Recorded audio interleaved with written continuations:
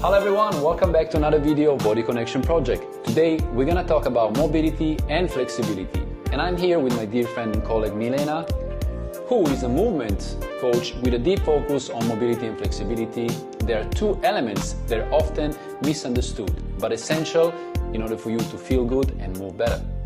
So in this video, we will break down the two things, mobility and flexibility, and we will also show you how to train them and when to train them, and then we will finish with a 10 minutes morning routine that you can do everywhere at any time. Nice. So let's go directly into it.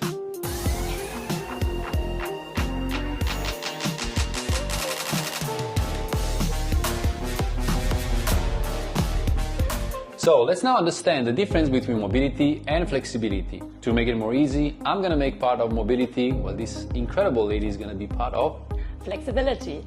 So flexibility is the ability of your muscle to just lengthen, to stretch it. Think about your hamstrings and try to touch your toes and fall deep into the stretch. That is why flexibility is passive. You're relaxing into the stretch with using gravity. Without any external weight, right? Yes. Okay, when it comes to mobility, from the other hand, is about controlling movement through a range of motion. Imagine that you're doing a movement that can be a squat, a deep squat, and you're going down with control, because without control, the risk to get injured. This is why mobility is active. You're moving into your joints with control.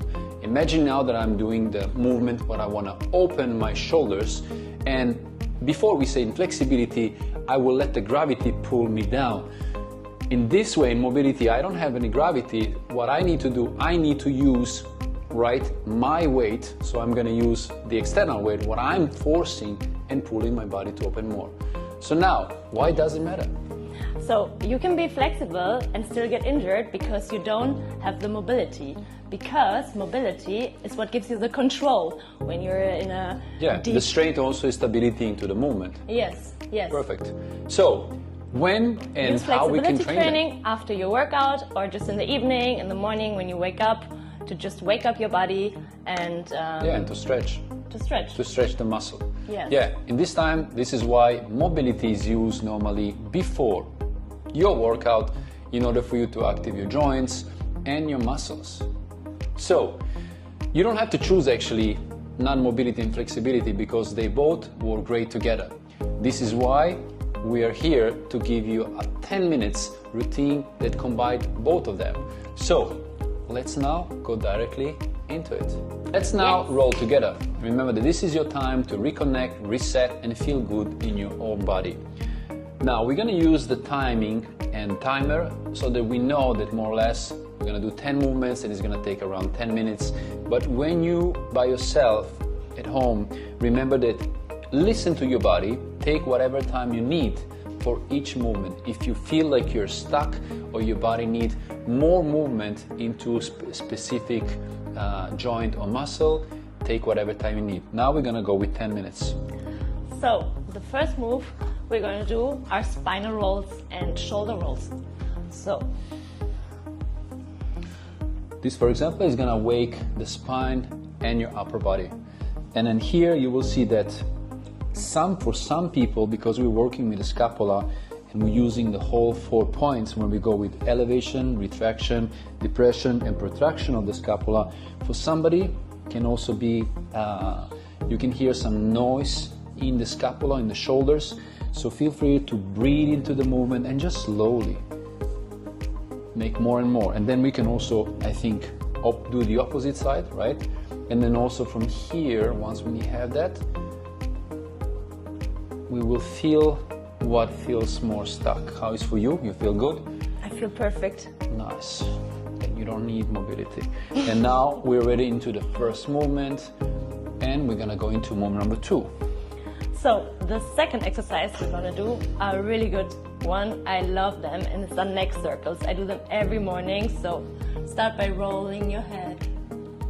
Okay, also because when it comes to neck, okay, we're gonna do the gentle mobility and also the lateral stretch at the end. This is something that today we use more than ever, especially because we are on the phones, in front of the screens, the way how we sleep. So it's really important. And here, again, you will hear some cracking. So really important, you decide how much weight and also the speed that you need to put. And then from here, I think we also use the side bends, right? We can go just with the body. We can also slowly add movement by extending our arm. And also the more we do this, I can also feel my lats stretching at the same time, right? Nice, and keep always the breathing. And from here, we're gonna go into move number 3. We're going down to the floor and we're gonna do the cat and cow stretch. So we are on all fours and the shoulders are in line with your hands and I'm gonna step here on the side. That's better. And we go into the movement. And really round your back as much as you can. So this is gonna work on our spine, and at the same time it's also gonna work very good with connection with our breathing, right? Inhale and exhale. Nice, and then all the way, feel how much pressure you have to put in each direction. By going down, you will feel your back completely collapse and stretch, and now you're gonna roll the spine all the way in. Nice. I'm gonna do a few more. And after that, again, remember when you're by yourself, take whatever time you need, don't rush, feel the movement. We're ready for the move number 4.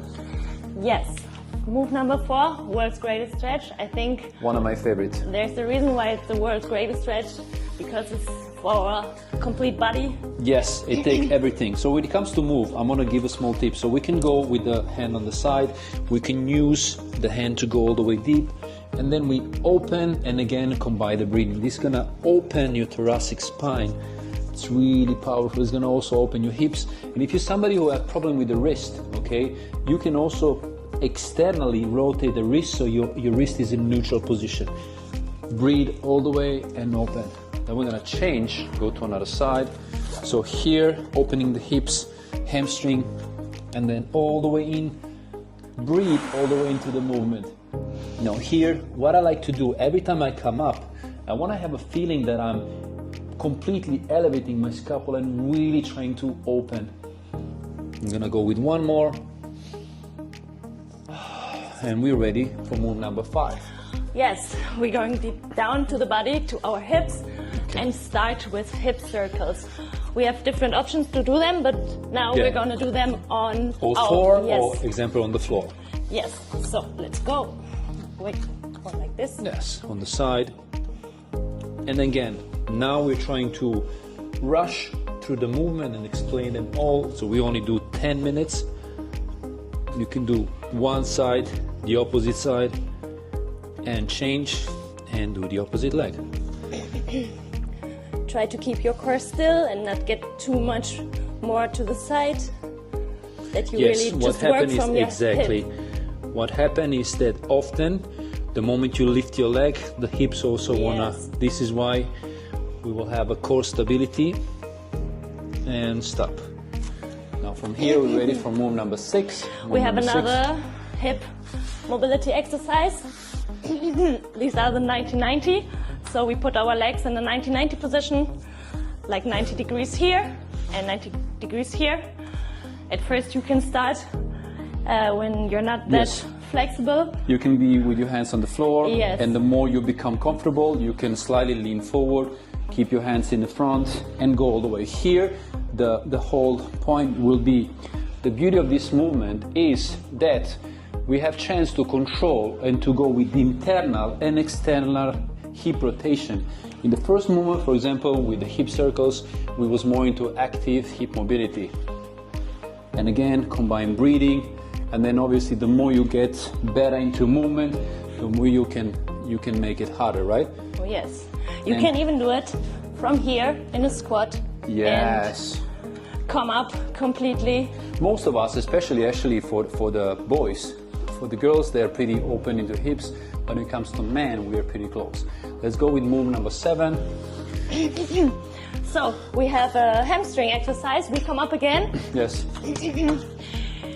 And now we're bending from our hips and knees are locked, and we go down and just bounce a bit. So once you need here, for example, we can also slowly twist If you really feel like your hamstring is not open, you can also slightly bend your legs. But obviously here, the breathing is very important. The more you breathe into the movement, the more you can relax your body, hold a lot of tension. Nice. And then breathe into the moment, left and right. And again, like I said before, we're rushing into the moment, but if your body feels stuck, take whatever time you need. Here, we're ready for move number 8, and that is going to be? That is going to be seated again, so we go down to the floor again. And we split our legs, and then we do some side bends. Perfect. Side bends, exactly. We can go with first hand, right? Or go with the opposite. This is going to also work on our obliques, right? Obliques, ribs, and the spine. And again, here, obviously the idea is to have your legs straight. And what you can also do is slightly send your hips backward. You see, so now it's more easy for me to fall. And then try to go all the way. You can also use a pillow and put it under, and then it's a little bit more easy in the beginning. Or if you really need, just slowly keep your hands. Or if you can, just go straight. And then this is something, like we say, that you're gonna build over time. And then use how much time you need in the stretch. Now from here, we're ready for move number 9. We are close to the end. So this is a bit more of relaxing exercise. We do the puppy pose, and we come on our knees, and we just come down, head to the floor, and relax.